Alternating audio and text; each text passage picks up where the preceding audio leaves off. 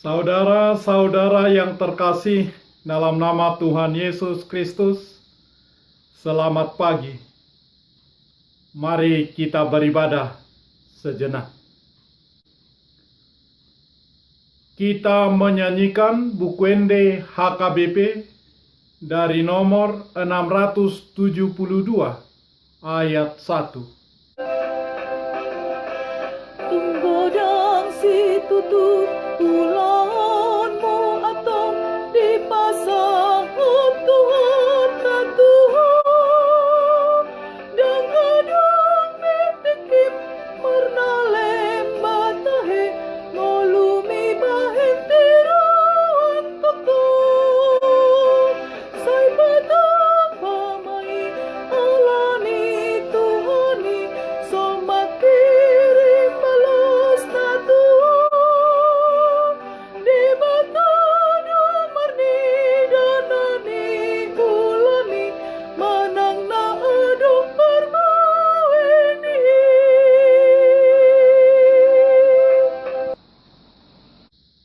Kasih karunia dan damai sejahtera dari Allah Bapa dan dari Kristus Yesus Tuhan menyertai saudara-saudara. Amin. Saudara-saudara yang terkasih, firman Tuhan renungan harian Kamis 25 Februari 2021 dari kitab Yakobus pasal 1 ayat 27 mengatakan, ibadah yang murni dan yang tak bercacat di hadapan Allah Bapa kita ialah mengunjungi yatim piatu dan janda-janda dalam kesusahan mereka dan menjaga supaya dirinya sendiri tidak dicemarkan oleh dunia. Dalam bahasa Batak Toba mengatakan, Odo hadaulaton nayas jala naso marlidang di rohani debata ama. Madulo akka naso marama somarina dohot akka nababalu di hapor suhon nasida. Huhut mangaramoti diri niba maralohon portibion unang marlidang. Demikian firman Tuhan. Saudara-saudara, dampak ekonomi akibat pandemi coronavirus 19 menyebabkan bertambahnya penduduk miskin di dunia. Menurut Bank Dunia, sekitar 38 juta orang dapat terjerumus ke dalam kemiskinan yang ekstrim akibat dampak pandemi corona virus 19. Hasil penelitian tersebut tertuang dalam laporan terbaru Bank Dunia tentang perekonomian di kawasan Asia Timur dan Pasifik edisi Oktober 2020 yang baru dirilis di Jakarta pada Selasa 29 September 2020.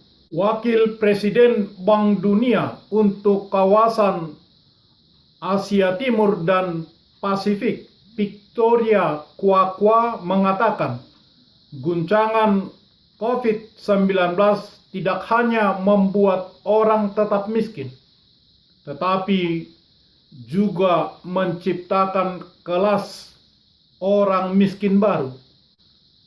Masalah-masalah ini memerlukan penanganan yang lebih lanjut dan bukan hanya menjadi tanggung jawab satu organisasi saja, tetapi juga lembaga-lembaga atau pribadi yang ada di muka bumi, termasuk di antaranya kepedulian anak-anak Tuhan, kepedulian jemaat gereja, kepedulian gereja.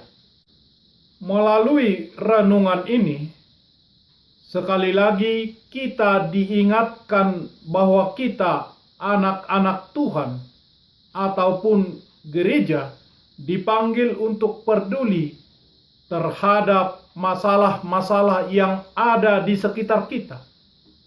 Yakobus ingin mengingatkan kita bahwa salah satu kehendak keagamaan yang murni dan tidak bercacat adalah menolong orang yang tidak berpengharapan. Gambaran ini jelas terdapat dalam kehidupan janda-janda, anak yatim piatu, di mana mereka sering sekali digunakan untuk mewakili masyarakat yang tidak mempunyai pengharapan.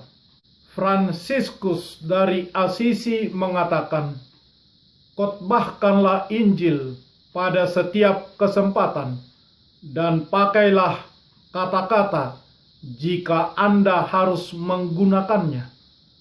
Hidup Anda, sikap Anda, keputusan-keputusan, dan hal-hal yang terlibat seharusnya merupakan khotbah tanpa kata-kata, karena perbuatan dan tindakan lebih berarti daripada kata-kata. Kemudian, jika sudah berbuat, jangan pernah bersungut-sungut atau jangan menjadi sombong dengan apa yang telah kita perbuat. Jagalah supaya diri kita sendiri tidak dicemarkan oleh dunia." Yakobus sedang menulis dalam budaya zamannya. Ia menulis kepada orang-orang Kristen yang dianiaya dengan hebat di seluruh kekaisaran Romawi dan telah menyebar kemana-mana, meninggalkan Yerusalem dan tersebar ke utara, terutama ke Antioquia dan terus ke Asia Kecil. Ia juga berbicara tentang kemunafikan agama pada zamannya. Sebagaimana Yesus pernah berbicara begitu banyak tentang hal itu, terutama kepada orang-orang Farisi dan Saduki. Ada banyak tema dari ajaran Yesus yang sama dalam kitab Yakobus. Saudara-saudara, lalu apa yang dapat kita lakukan? Segala sesuatu yang kamu lakukan untuk salah seorang dari saudaraku yang paling hina ini, kamu telah melakukannya untuk aku. Matius pasal 25 ayat 40. Kiranya Tuhan memampukan kita, menolong kita untuk melakukannya. Amin. Marilah kita berdoa. Ya Tuhan Allah Bapa kami yang Maha Pengasih, Engkau melihat dan mengasihi kami umat-Mu. Engkau tidak menunda untuk menyerahkan anak-Mu yang tunggal ke tangan orang berdosa. Dia menderita, sengsara, akhirnya mati di kayu salib untuk menebus dosa kami. Tolonglah kami agar kami bertekun dan setia melakukan firman-Mu, melakukan ibadah yang murni dan yang tak bercacat di hadapan-Mu, serta menjaga diri kami sendiri supaya tidak dicemarkan oleh dunia. Dengarlah doa kami karena Tuhan Yesus Kristus. Amin. Marilah kita menyanyikan buku nyanyian HKBP dari nomor 672 ayat 1. Sungguh banyak kerja dan kewajibanmu dalam tugas pelayananmu. Giatlah bekerja, jadikan dirimu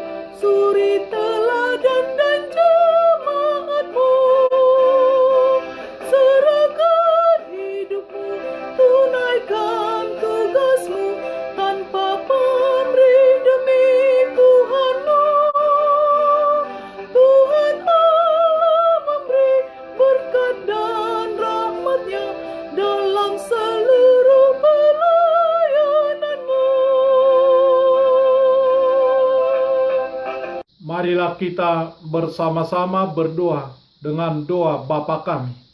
Bapa kami yang di surga, dikuduskanlah namamu. Datanglah kerajaan-Mu. Jadilah kehendak-Mu di bumi seperti di surga. Berikanlah kami pada hari ini makanan kami yang secukupnya. Dan ampunilah kami akan kesalahan kami, seperti kami juga telah mengampuni orang yang bersalah kepada kami. Dan janganlah membawa kami ke dalam pencobaan, tetapi lepaskanlah kami daripada yang jahat, karena Engkau punya kerajaan dan kekuasaan dan kemuliaan sampai selama-lamanya. Amin. Anugerah Tuhan Yesus Kristus, kasih setia Allah Bapa, dan persekutuan Roh Kudus menyertai saudara-saudara. Amin.